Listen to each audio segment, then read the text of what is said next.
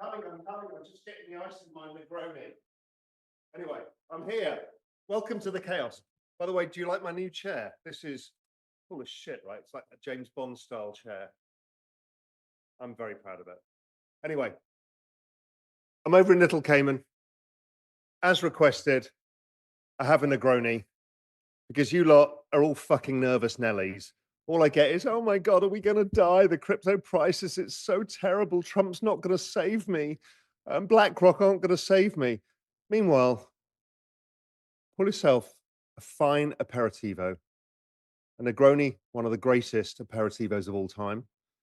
And not having wine today because I've had the flu. Actually, I was in Los Angeles for the Global Macro Investor Roundtable and the Peter Diamandis Abundance 360 thing. And some reason, because of you unwashed masses, as opposed to the civilized people, I got the flu. And so I've been thinking that I needed a proper drink. So Negroni, it is. Oh God, that's such a fucking good drink. So my introduction to Negroni, which is the classic Italian aperitivo. I know some of you, particularly if you're girls, will like an Aperol Spritz, which is nice, a little bit sweet. But Negroni is using Campari, which is the great bitter drink of Italy. Italy does these great Amaros, bitters, and what they do is they help your body get prepared for food. It gets your taste buds going. It gets your hunger going. And so Negroni is a kind of punchy alcoholics version because it's got gin, it's got Campari. So that gives it a bit of strength and bite to it because Campari is a little bit sweet and it's like 24% alcohol. Add the gin to give it a kick and then some red vermouth in it to give a bit of sweetness. It's herby. It's amazing. I first heard about this drink when I skied every year in a town in Italy called Courmayeur, which for me is the most elegant ski town on earth. It is just a gorgeous place. It's not overly fancy like Courchevel. It's not full of French ski kids like the other places. It's not full of wankers. It's just a really beautiful place on the side of Mont Blanc, the sunny side of Mont Blanc to Chamonix. And I grew up in the same town as Heston Blumenthal, that many of you remember was for many years the best chef in the world at the Fat Duck in Bray. And I happened to be in Courmayeur and had a common friend, even though we grew up in the same town. I didn't really know him. We had a lot of common friends. Anyway, I was met Heston Blumenthal, and he's like, "You've got to have a Negroni." So that was my introduction to Negroni, was Heston Blumenthal in Courmayeur, and I've been a convert ever since because I love Campari, Campari soda, Campari tonic. I love those bitters, and they're just a really, really nice way to start. And if you want the punchy version, the Negroni is the thing. As ever, we are not Philistines. One of the great things of Courmayeur is every bar you come to for après ski, and we're talking now between, let's say, 5 and 7:30 in the evening, before dinner, you will go and have a Aperol Spritz or a Negroni or a glass of Prosecco. And with it, they bring snacks because Italy is a civilized nation, unlike the rest of you. You have not learnt this culture, and I've tried to bring you up to civilization level standards, but frankly, I can't because it's not fucking Frito-Lays. It is not Doritos, and it is certainly not Bud Light or Miller Lite or Coors Light or any of these things. There's a certain way that civilization begins where the olive tree grows, and that's something you must take seriously. And so in Italy, with the aperitivos, after skiing, they always bring some olives. So here I've got some beautiful olives, both green and black olives with their stones in. Always delicious. I have the altamutes that I've shown you before. These are lupin seeds, particularly Spanish. You get them in Italy as well. And they're super delicious. They're kind of like edamame beans, where you look for the opposite of the little knot in the end of it, bite, and pop the seed into your mouth. If you eat the skin, it's fine. You're just revealing yourself to be probably a Brit on holiday. But other than that, really delicious, all protein, super healthy. And then I've got something for you, which is like a gift. It's a gift that you will have never had before unless you have lived in Spain. It's these little dry breadsticks. You think, yeah, so fucking what, Raoul? It's like croutons. No. These are these ones particularly are Mendes handmade artesinos, campesinos, like countrymen from the countryside. And these are extra crujiente, extra crunchy. And these are super dried, like sourdough breadsticks that are the crunchiest, greatest snack of all time. They're a conduit to hamon, to cheese, or tzatziki, even hummus, or dipped in olive oil, or just eaten. Can you listen? Let me just play this crunch to you.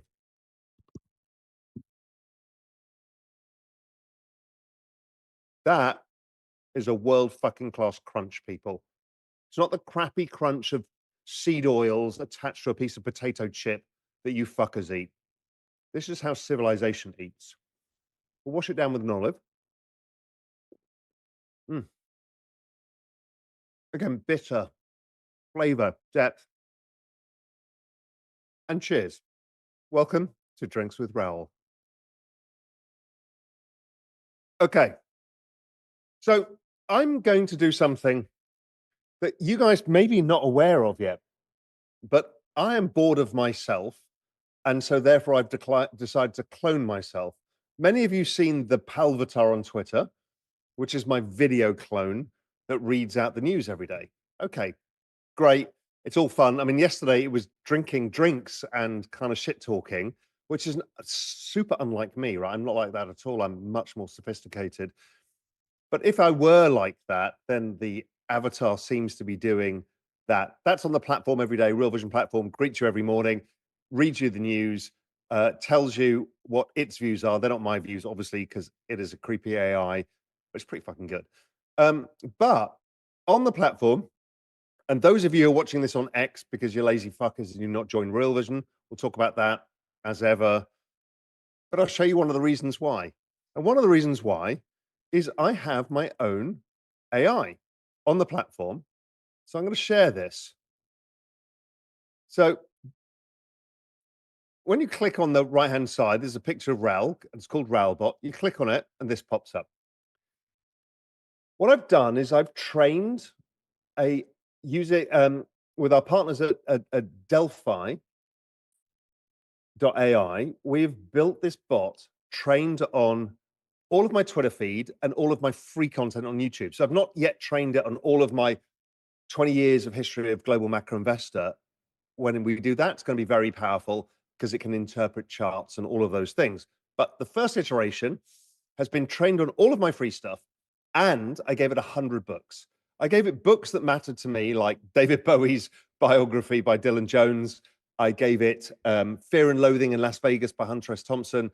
I gave it all of the wine books, the food books, Elizabeth David's Mediterranean cooking. I gave it all the stuff that I think matters to me as a person, travel books, all sorts of stuff. So the idea is you can ask me questions because I don't know, for some reason you seem to think I know things. I don't. I'm a complete fucking moron, but I try my best. So I'm going to ask it some stuff. So if I click on the voice mode, this is cool. Watch this. So it starts a call with me, which is a bit weird. Now soon this will be video as well, so it'll be even weirder, but let's start. Hey there, I'm Raoul Pal. How can I help? Hey, Raoul. I'm trying to think whether I should have a Negroni as a cocktail tonight or maybe a glass of champagne. What do you think about Negronis? Well, first off, I'm Raoul, not Ralph, but I'll let that slide because this is an important question. Negronis, right? They're a classic. I mean, you've got that perfect balance of bitter, sweet, and herbal. It's like a symphony in a glass. But here's the thing, they're bold. A Negroni is a statement drink. It's the kind of thing you sip when you're feeling a bit introspective or maybe even a little rebellious. It's got that edge, you know? Now, champagne, on the other hand, is pure celebration. It's light, it's crisp, it's elegant. And if you're going for something like a Bollinger or a Krug, you're stepping into a world of sophistication. Personally, I'm a huge fan of Cava, which is like champagne's cooler, less pretentious cousin. But if you're sticking to champagne, it's hard to go wrong. So here's the question. Are you in the mood for something bold and contemplative, or are you feeling like celebrating? I Because want that's really what it. I want a classic aperitivo. I want something that is refined but punchy. And I think Negroni may be it. It's the Italian classic. What do you think? You're absolutely spot on with that. A Negroni is the Obviously. quintessential Italian aperitivo. It's got that perfect balance of bitter from the Campari, sweet from the vermouth, and then the gin just ties it all together with a punchy, aromatic kick. It's refined, it's bold, and it's got this timeless elegance to it. Honestly, it's the kind of drink that makes you feel like you're sitting at a cafe in Florence, watching the world go by, even if you're just at home. And the thing about a Negroni is that it's not just a drink, it's an experience. That first sip hits you with this complexity, and then it mellows out as the ice melts and the flavors blend. It's like a little journey in a glass. If you're going for that classic aperitivo vibe, you really can't go wrong. So, are you going to stick with the traditional recipe, or are you thinking of experimenting a bit, maybe a boulevardier if you're feeling adventurous? I'm kind of thinking that Raoul, if you were a cocktail, you'd be a Negroni. Does that make sense? You know what? That actually makes a lot of sense. A Negroni is bold, complex, and unapologetically itself, right? It's got that perfect balance of bitter and sweet, which kind of mirrors how I like to approach things. Straightforward, but with a bit of nuance. And it's timeless too. I mean, it's not chasing trends, it's just doing its thing. And people respect it for that. So, yeah, I'll take that as a compliment. Cheers to being a Negroni. What about you? If you were a cocktail, what would you be? I think I'd be a Negroni too. Thank you, Raoul. I'll check in with you later. Um, it's fucking wild. It also, because I've trained it on all of my stuff, it also will talk about macro, all of that stuff. It's on the Real Vision platform. You have to be in a paying tier to to use the bot, but it is a lot of fun.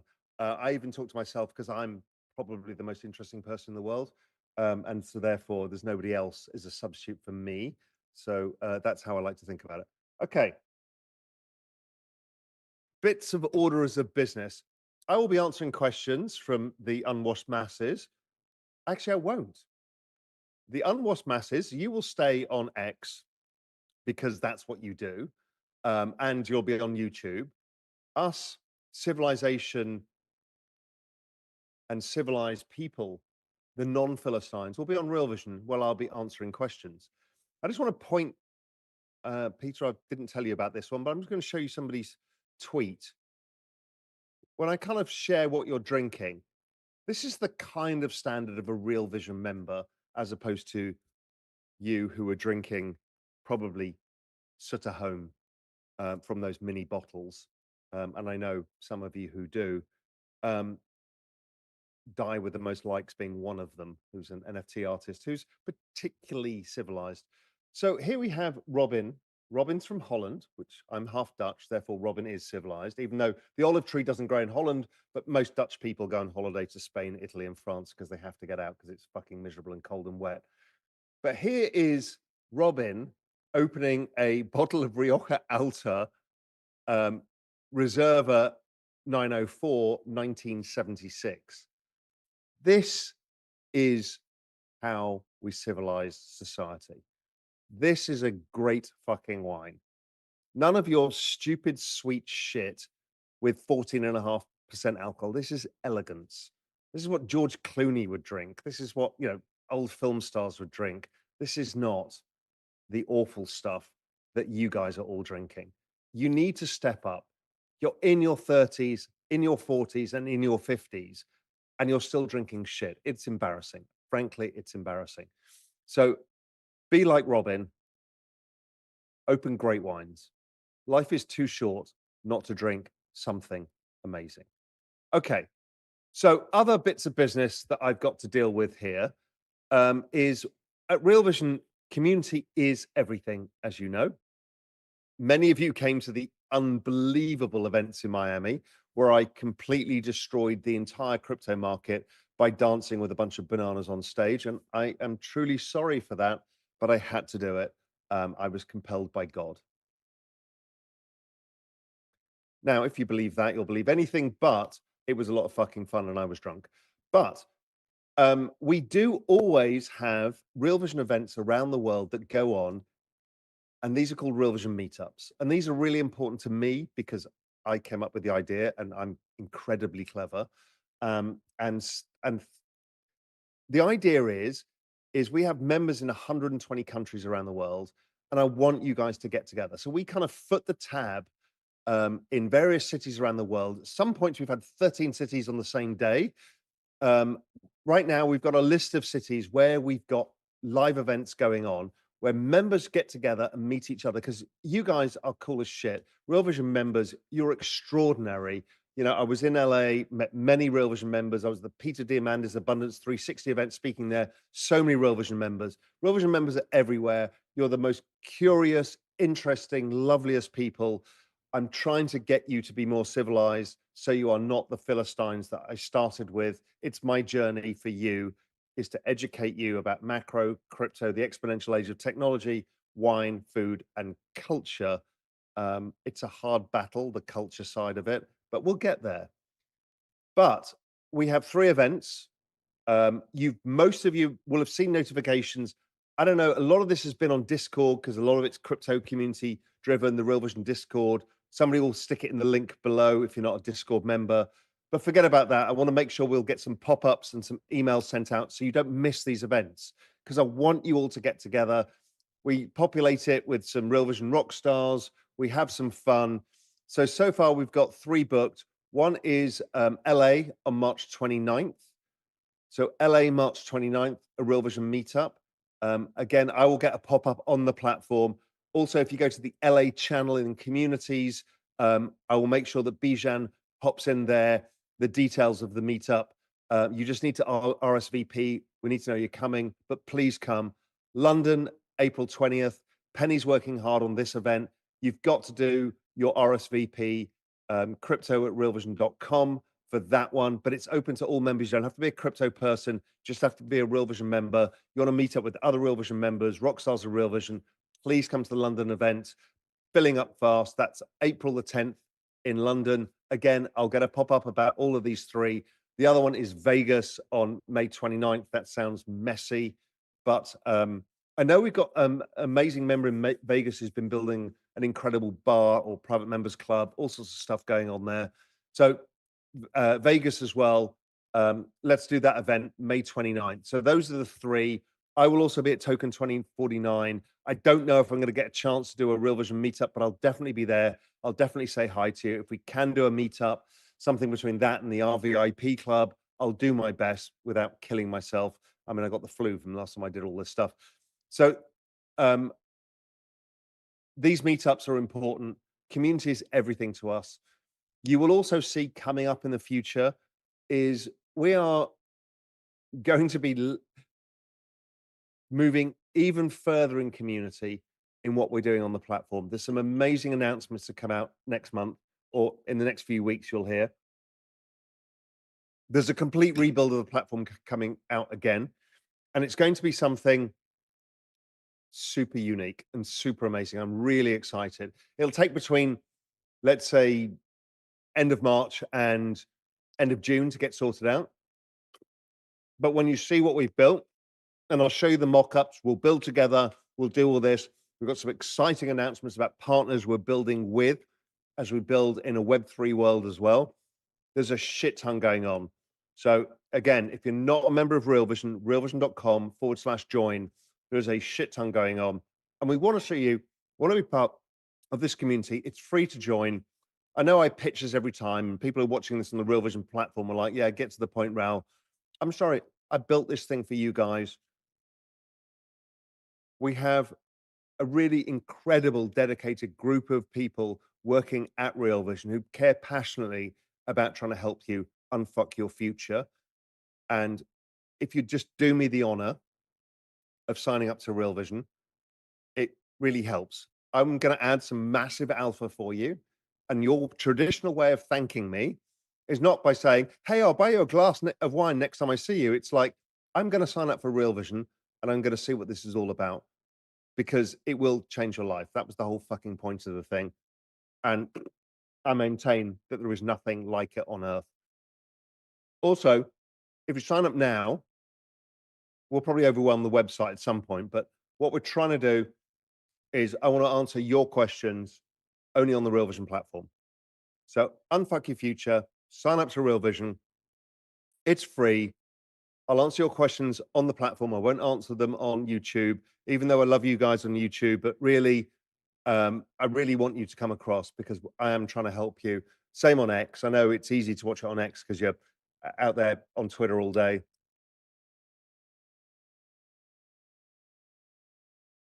No.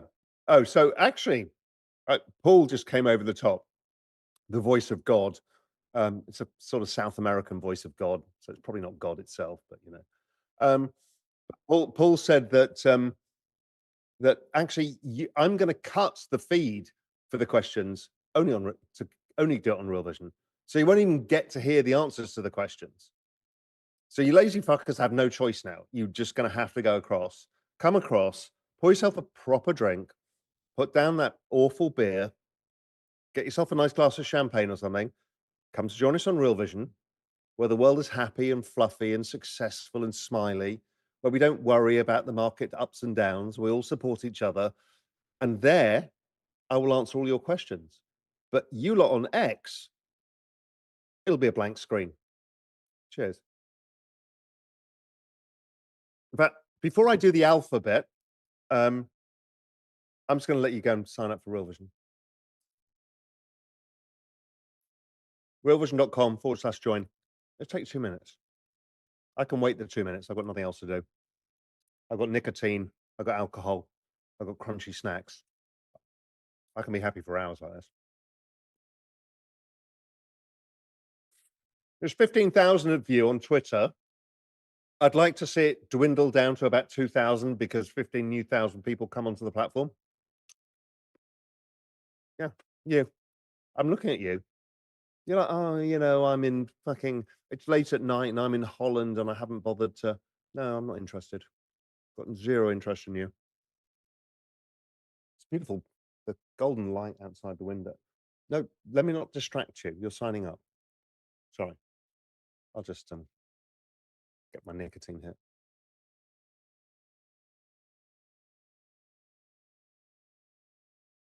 I like my banana. That's what all the girls say. They love my banana. Negroni. We're already talking about bananas. Mm. That's really good. So good. Okay. realvision.com/join. Let's do this thing. Time for the alpha. Dun dun dun dun dun dun dun. And basically what it is it's the same fucking charts I show you every time. You're like, oh my God, it's so amazing. Thank you for calming me down. I was so worried. It's the same charts. It's literally the same charts because guess what? Nothing moves over, 1 month to the next in economic data. But you lot are like, oh my God, the price went up like 1%, down 2%. It's all going to end. We're all going to die. Yeah. It's like you guys have to grow up a bit. Okay, let's go. Ready for the alpha. And you can thank me, realvision.com/join. And you can talk to the Raoul bot and be cool with the rest of us drinking Negronis all day and laughing and joking and being the cool kids. Okay, let's do this. This is special this week because this was what we presented at the Global Macro Investor Roundtable as just a voice, a calming voice of reason for everybody too. So if I just share this, that did not share the right screen. Yeah, that shared the right screen, I think. Let me just stop that and make double sure. There we go. Okay, global macro investor. You all know the pink charts by now. They're my fucking charts.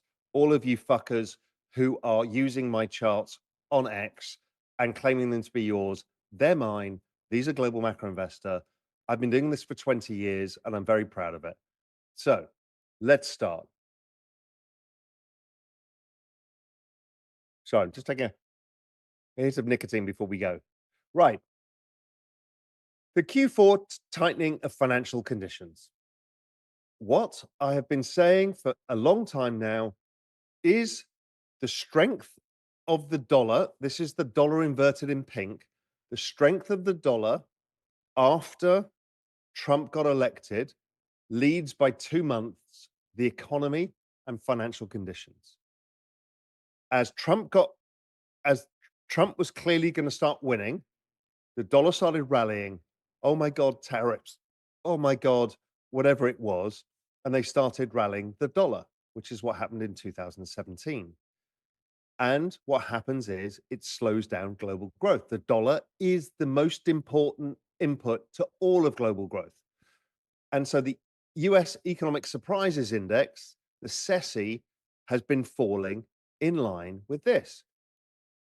Twitter, meanwhile, loses its collective shit and says, we're going into recession. It's terrible. Scott Bessent told us to. A, Scott was a Global Macro Investor subscriber for a long time. And B, it's not a fucking recession. It is a weak patch in data driven by financial conditions that tightened last quarter. If you look at it going forwards, on a forwards basis, it's been easing fast. So we will see the economy weak this quarter, and then it will start to strengthen from a weaker base. This is not a recession. Don't be ridiculous. This is what happened last time Trump got elected in 2017. Exactly the same reaction by financial markets and exactly the same outcome. Economic data weakened, the DXY had strengthened, then it began to weaken, and economic data followed it. And we got a big boom. And we will see very similar. The dollar drives things like the ISM survey, or this is the services PMI. Services PMI was weak. Everyone's like, we're going into recession. The services PMI is weak. We're all fucked. Really, all it's doing is following the dollar. And the dollar is leading and says it will bounce. So it will bounce. And then crypto. Here's Bitcoin, 3 month on 3 month, just reflects these financial conditions and the economic surprises.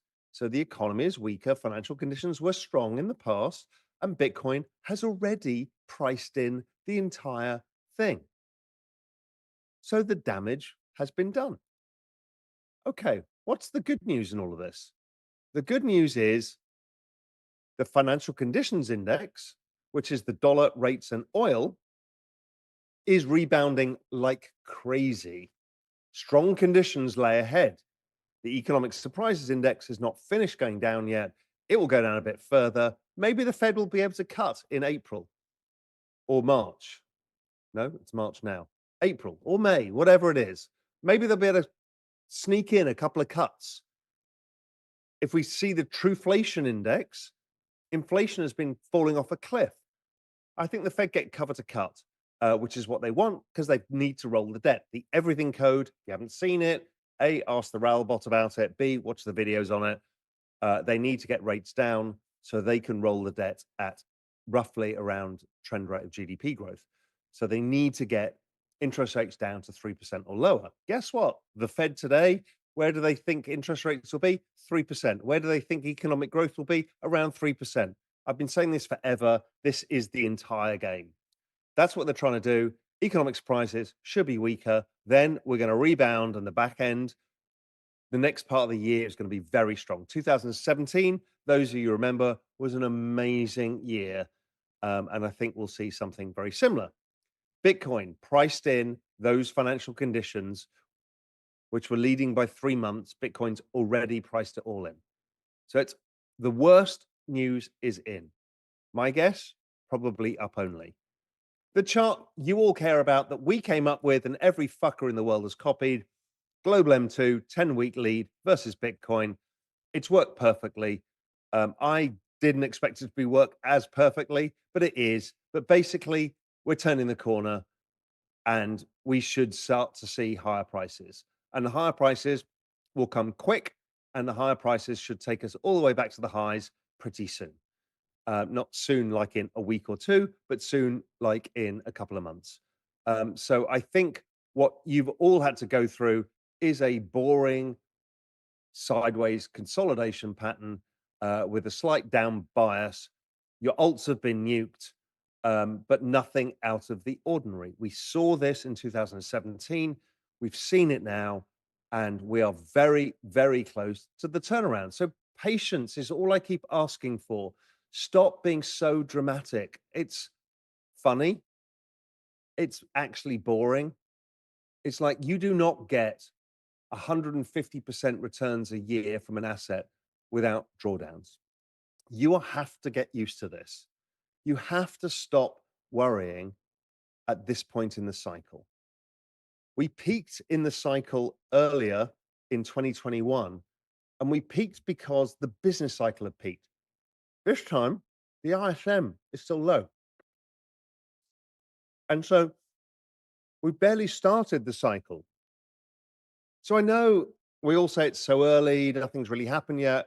It hasn't. We had phase one of the banana zone, which was the breakout of that consolidation range. This is the consolidation phase two. Then we'll get into the much more important banana zone phase two. It is all coming. Okay, let's go back and look at how this happened in 2017. Sorry, I'm speaking to you in a condescending voice right now. I don't know why. Just because I'm so bored of the online, like blah, blah, blah. Let me try and stop that. Let me readjust myself. I'm not trying to be condescending. I sound a bit of a dick, but okay. Can you hear that crunch? Fucking amazing. The 2017 cycle repeating. That's the dollar this time around, last time around. This time around, the dollar's even weaker, which is, I mean, it will bounce at some point. It will bounce for a month or two, and it'll continue lower. But it's showing how fast financial conditions are weakening, even versus them. When we look at global M2 last time around versus global M2 today, it's the same bloody chart. I mean, it's stunning. It's stunning. And I think global M2 is going to actually outperform this time around, which should mean crypto has a good bid. Doesn't mean crypto will do as well as last time because it was earlier phase. There was less participants, early phase in adoption, higher performance, but I expect it to be good. Global M2 breaking out. These beautiful wedge patterns that happen every time you're in crypto spring and summer, and then crypto fall starts, you start breaking out. And then as it breaks out, the markets break out. We had that false thing in COVID, but the breakout in M2, higher. Breakout in M2, higher. Breakout in M2, higher. Get the picture? Higher. Bitcoin in the business cycle. This is what has helped me through my entire time I've invested in Bitcoin, is this log chart. I showed it all the way through in 2020, all the way through. It works beautifully. We are currently kind of like this 15, 16, 17 cycle. We're still kind of a little bit subdued, but in a beautiful uptrend. Bitcoin's done what, 600% from its low. And then what we will get is as we hook into the next phase of the banana zone, we will start hooking higher into this. Now, I know many of you say it's diminishing returns. It won't do this. It'll be, I don't give a fuck right now. Right now, just higher. We'll figure out the rest later. But right now, higher. ISM. ISM, the business cycle. The business cycle drives crypto. The business cycle implies Bitcoin implied pricing is low versus where the ISM is right now. But when we start looking at this, this is going to get interesting for you. These are not projections. You morons who want to come troll me on X and saying, you told me this and I demand my money back. I'm not interested in you. I'm trying to give you contextualization. If we get to the one standard deviation level by the end of 2025, we're about 210,000. If we get to two standard deviations, it's 400, and it's about 800,000 if we get to two standard deviations. Now, we've hit two standard deviations every other time. Will we hit it this time around? I doubt it, but it's possible, right? What's the probabilities? I don't know. The probability of 210,000, I would say, is like 70%. 412,000 is like 40. 35%, 800,000, I don't know, 20%, 15%, but that's kind of the rough idea. And again, these are not predictions, they're contextualization. But when we look at the ISM pricing, ISM we know is bottoming. It is just coming up from 50. And if you see the ISM in black here, it's cyclical. That's why it's called the business cycle. And it tends to get to somewhere between 55 and 60 something. So at this point, we've got Trump, tax cuts, we've got tariffs, we've got a confusing picture, but at worst, it should get to about 56. 57.6, well, that would put Bitcoin up here, and that would put the ISM, if we got a full cycle, it would put it at 63. So those go back here. So only to get an ISM of 57.6, which would be very subdued, it would give us 412,000. If we were to see an ISM hit, let's go back to this one, hit 63, which is not uncommon, we get to 800,000. Okay. So you can now see the strength of the business cycle drives it. The strength of the business cycle has been driven always by the financial conditions beforehand. So when we look at the financial conditions, policy, liquidity, leading indicators, it's already saying that the ISM should get to 56.2. Let's go back to this. 56.2, well, that was this one, roughly. That's saying, well, financial conditions alone tell us we should be getting Bitcoin over, let's say, 300,000. Okay, now, is that my prediction? No, it's not a prediction. It's like a contextualization of understanding of how this could play out. Bitcoin ISM. So you can see this, the ISM above 50, which is where we've just started here. That is when we get the acceleration phase, the banana zone. Where's my fucking banana zone? You guys are morons. You're like worried about the next 2 weeks when what we're talking about is the process over a year. So the banana zone, we start the banana zone, we're in the corrective part of the banana zone, the phase one correction, then we go to the next bit.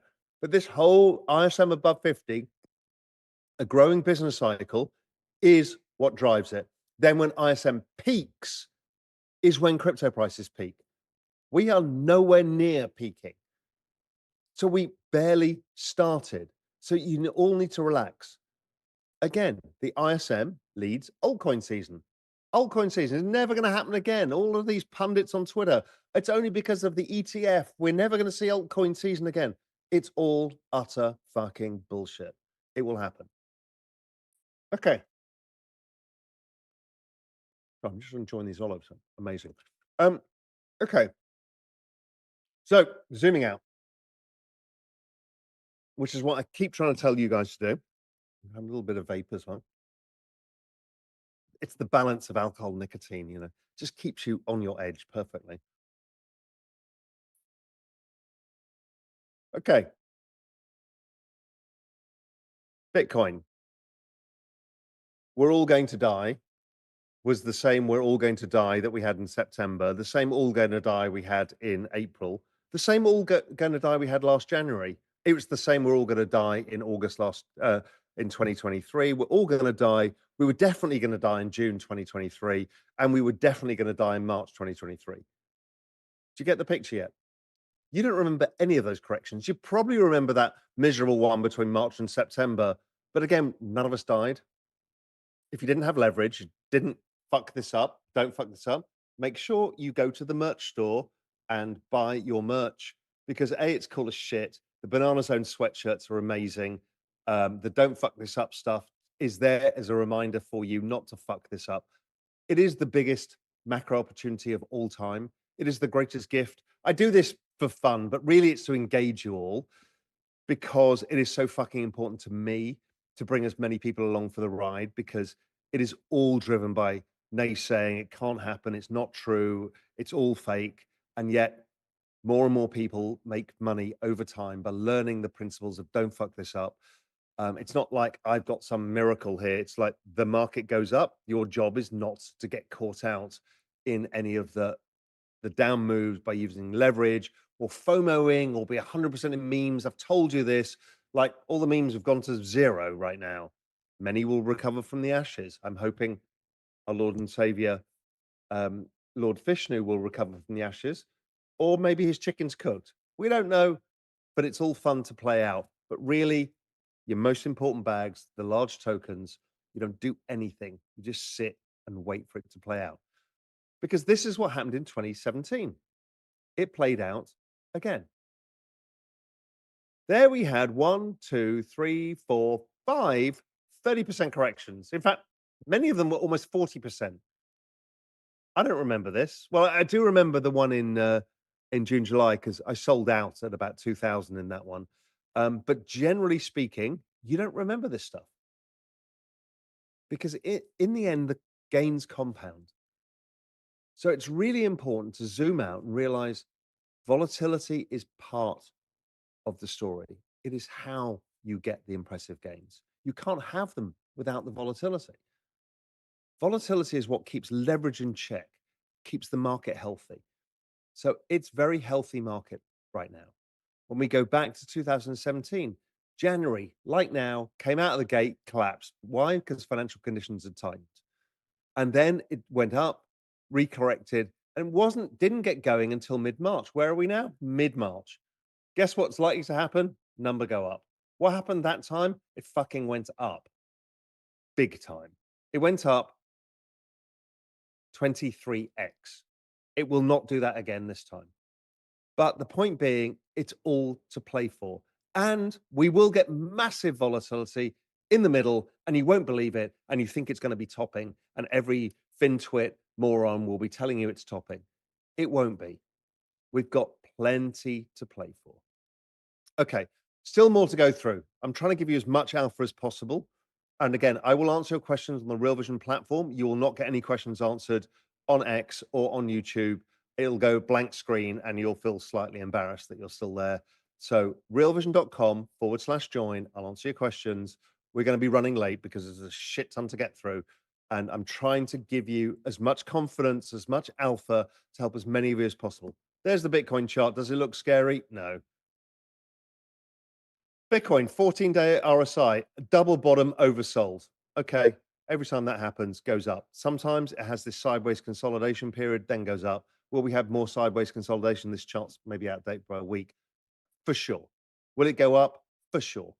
Are we anywhere near a top? Here's our GMI cycle finder top that we use for exponential age asset management. XPAM, my digital asset fund management business. It's a fund of crypto hedge funds. We use this as one of the key inputs into what we're doing and how we allocate to funds. We're fucking nowhere near. NASDAQ, let's talk about equities. You guys are nervous Nellies. This is like one of the most bearish ever readings in the history of the NASDAQ. Oh my God, Trump and Scott Bessent and tariffs, and they're all going to make us die. And you guys, stop. You are all way too bearish. The percentage of stocks trading with a RSI of less than 30 is almost record territory.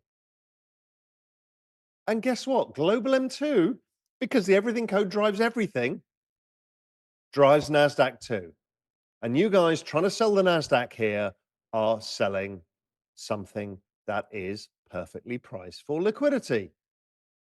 And we've had these liquidity air pockets in the past. Liquidity air pocket is when liquidity is not rising, NASDAQ overshoots, it recorrects, comes back down to trend, and then follows liquidity. Remember, NASDAQ has a 97.5% correlation to global total liquidity, which is the index that we use on a broader basis. 97.5%. Bitcoin has an 89% correlation with global liquidity. Global liquidity, I wrote about this in GMI, and there's probably not much time to talk about it now, but is my preferred measure these days if we go back to the early phase of the everything code, the balance sheet was the main thing. After the balance sheet use, we started using Fed net liquidity. Once people understood that the balance sheet was printing of money and debasement, they started moving to Fed net liquidity.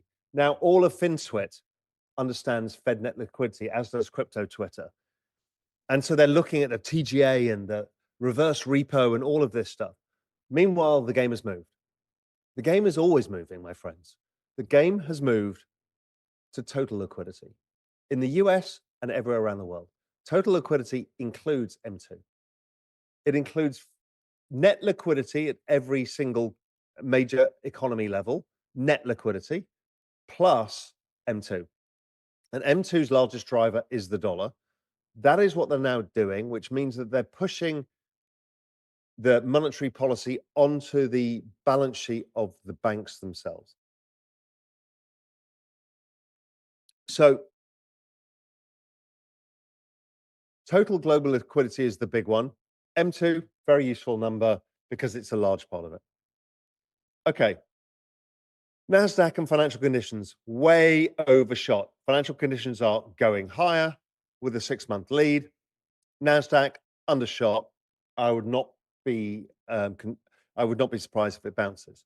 NASDAQ, all of you, there's so many people on Twitter who just hate technology. They hate the fact that the number goes up over the time. They hate the fact that there's a bunch of large companies who make money. They want it to be about small companies. They want it to be about value investing. It ain't so. This is the largest observable trend of our lifetimes is the log regression channel in the NASDAQ. Get over it. We're here to make money, not fucking be a justice warrior. And here we are in the sort of correction phase that we get often in the NASDAQ to drive the type of returns that we get. That's 17, 18% a year returns from the NASDAQ, and you get larger returns. Other thing, we just had a massive move in the dollar. Bitcoin versus the dollar. Every time you have a massive move, Bitcoin goes sharply higher. Okay, so I think you're getting the point. So the common refrain I get on X is, "Oh, look, Raoul, he's the banana boy." I don't know if you can see that. It's a banana reclining on the cue ball.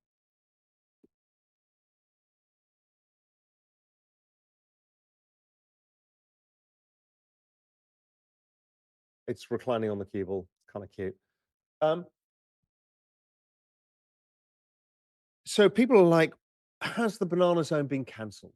Is Raoul a moron? Yes, I am an utter moron, and I will take that all day. However, the banana zone is a multi-phase affair and a multi-month and over a year affair. And those of you who expect number go up all the time are only remembering what the banana zone is at certain periods of time. Your number's not going up because you own a bunch of shit alts and you're like complaining. Okay, I get it. Let's go through this again for you morons out there.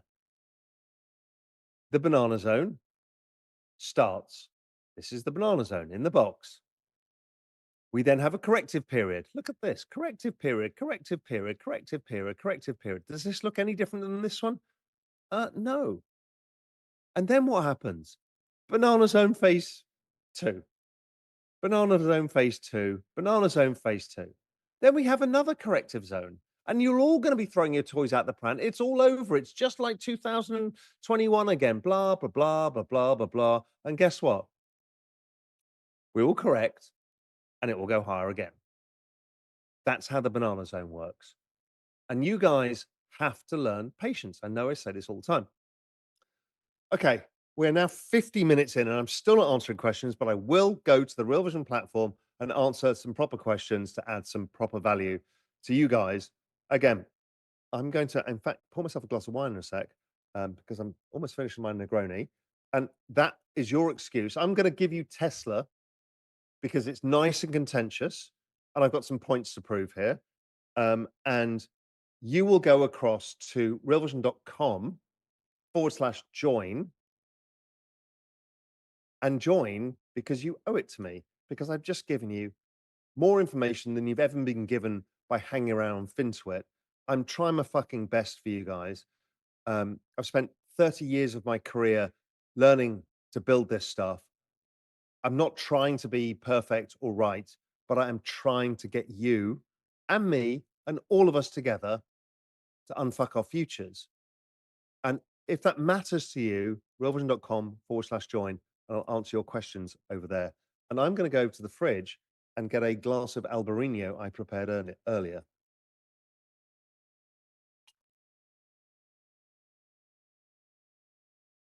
So there's 32,000 of you watching between YouTube and Twitter. I'm not interested in you guys being here where you're watching. I want you to go to realvision.com/join and do that for me. 32,000 of you, lazy fuckers. You've probably even got a drink. You're probably thinking, this is the best. I love these drinks with Raoul. They're so amusing. And you haven't joined Real Vision to do me the honor. Do me the honor. Work really hard for this. Right. I'm going to get my glass of wine. So realvision.com/join.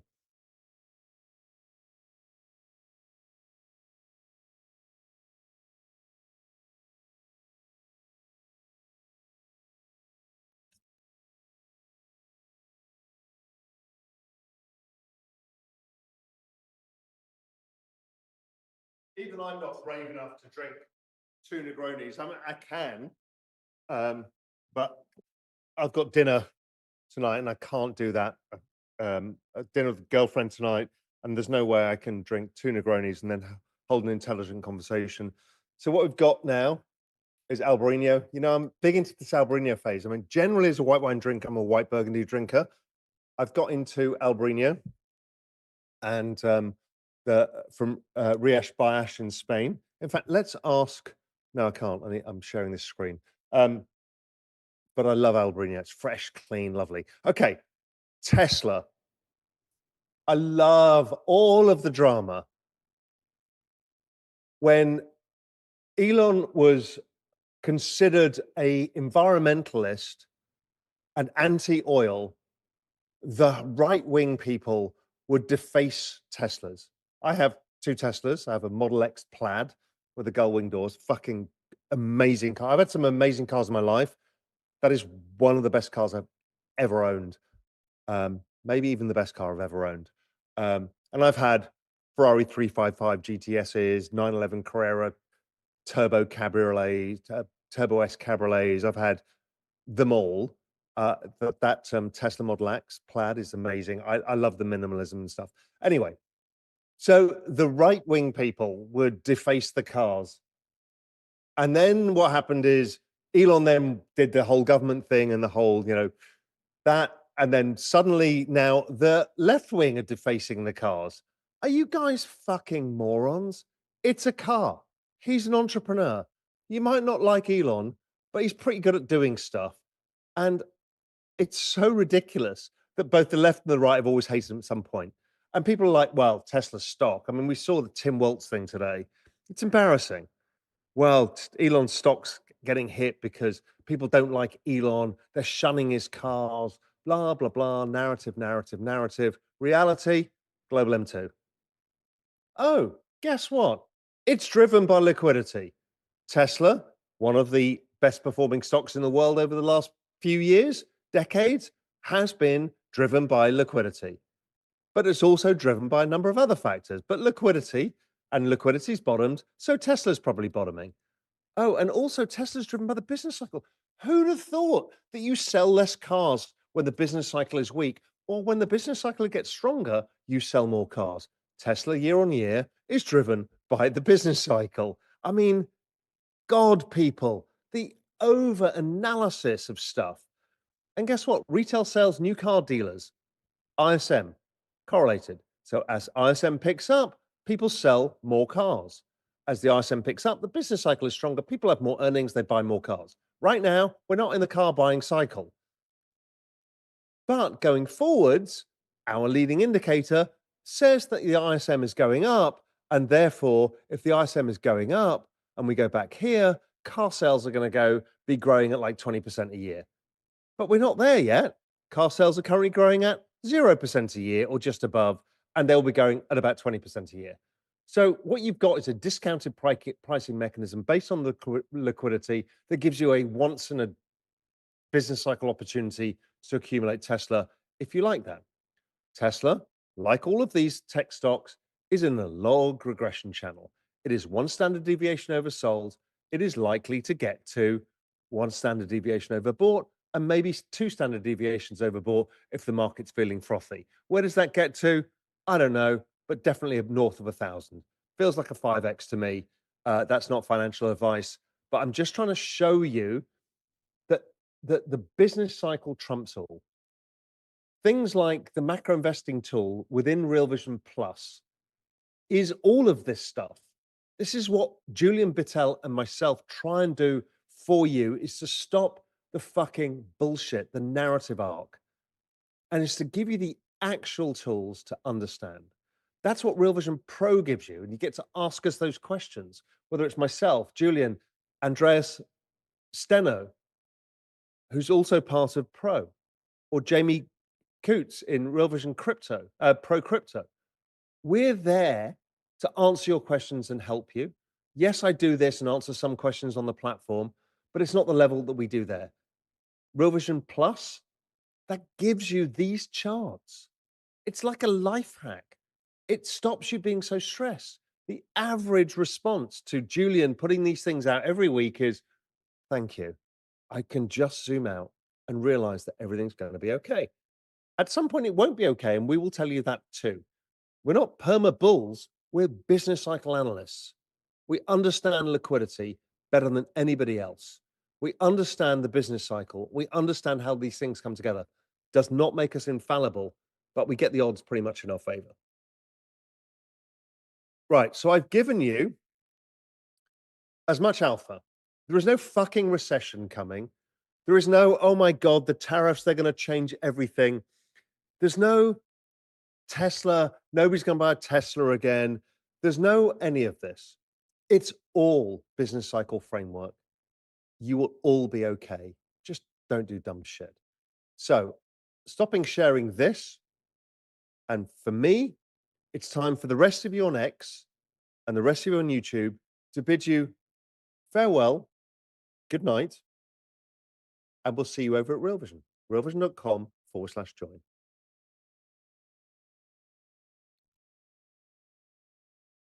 So I'm going to wait for people to come across.